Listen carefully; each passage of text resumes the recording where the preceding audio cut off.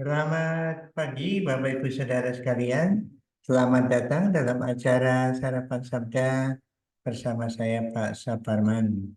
Sarapan kita pagi hari ini diambil dari Injil Yohanes pasal yang keempat. Ini kisah atau cerita mengenai perempuan Samaria dan berdiskusi dengan Tuhan Yesus.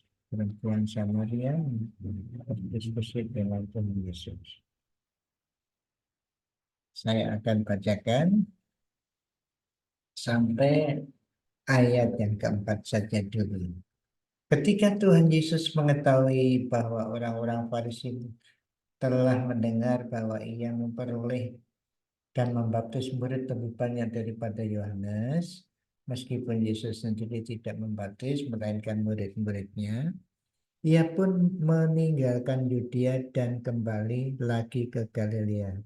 Ia harus melintasi daerah Samaria. Nah, Bapak Ibu Saudara sekalian yang dikasihi Tuhan Yesus, ayat yang pertama menjelaskan Yesus juga membaptis banyak murid, walaupun murid-muridnya yang membaptis.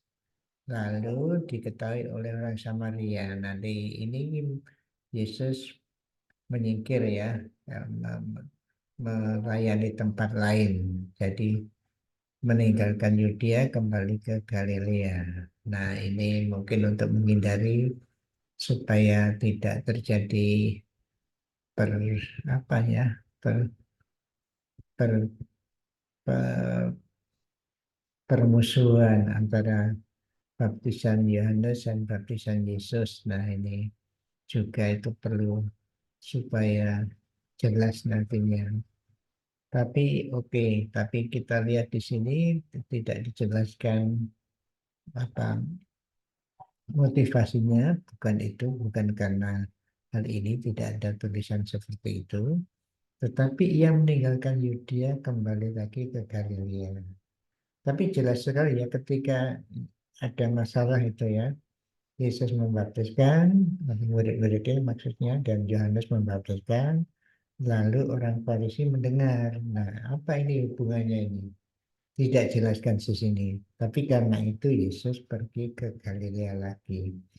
Nah, saya rasa ini bukan masalah itu, tetapi masalah yang ayat keempat ini yang menjelaskan eh, tujuan daripada Yesus kembali ke Galilea. Rupanya ini jelas sekali karena ayat 4 dijelaskan ia harus melintasi daerah Samaria. Nah, ini penting ini. Ia harus. Jadi pergi ke Samaria atau lewat Samaria itu merupakan keharusan bagi Yesus. Nah, dalam cerita ini baru-baru diceritakan ya, tetapi nantinya ternyata Yesus bertemu dengan wanita Samaria, seorang pribadi yang punya masalah dalam kehidupannya yang perlu diselamatkan.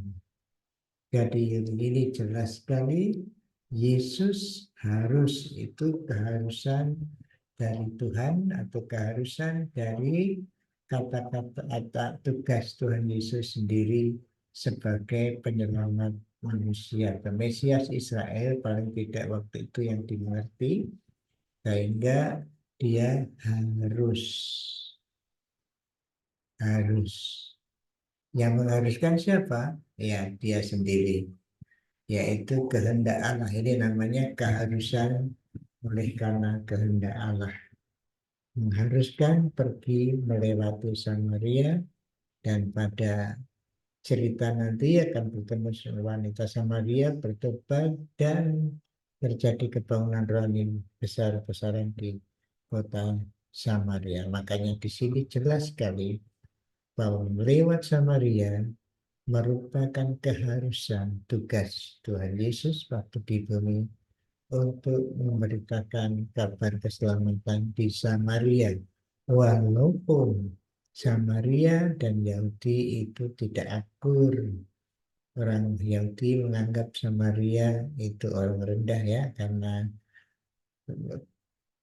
keturunan orang Israel campur dengan orang-orang Asyur. Nah, ini yang orang Yahudi tidak senang. Tetapi sebaliknya pasti orang orang Samaria juga punya apa harga diri sendiri ya. Makanya di Samaria ada apa namanya saingan membuat tempat ibadah sendiri bukan di Yerusalem. Jadi orang Samaria tidak pergi ke Yerusalem, tapi ada gunung yang dibuatnya. Nah, inilah masalah-masalah yang terjadi pada waktu itu. Tetapi Yesus tidak membedakan antara Yahudi dan non-Yahudi atau antara Yahudi Samaria. Dia datang memang utama atau pertama-tama atau modelnya itu kepada Yahudi, tetapi kepada orang non-Yahudi juga. Nanti Paulus mengatakan bahwa keselamatan Yesus Injil itu untuk pertama-tama orang Yahudi, tetapi kepada orang Yunani, orang yang lain pula.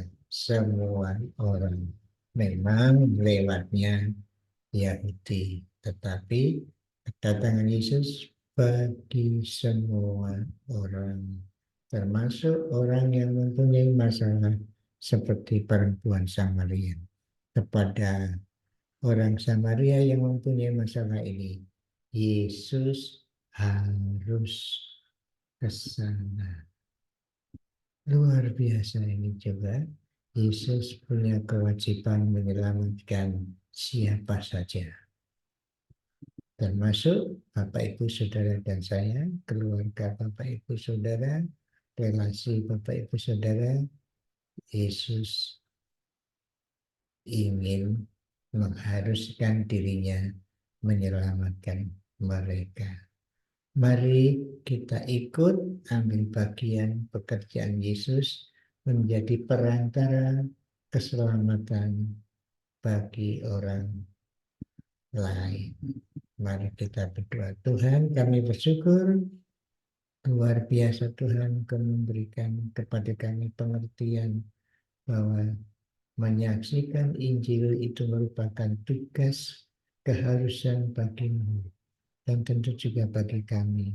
Oleh sebab itu hari ini Tuhan, biarlah melalui ucapan kami, tindakan kami, pikiran kami mengabarkan berita baik, berita mengenai Yesus sebagai Mesias, Yesus sebagai penyelamat manusia.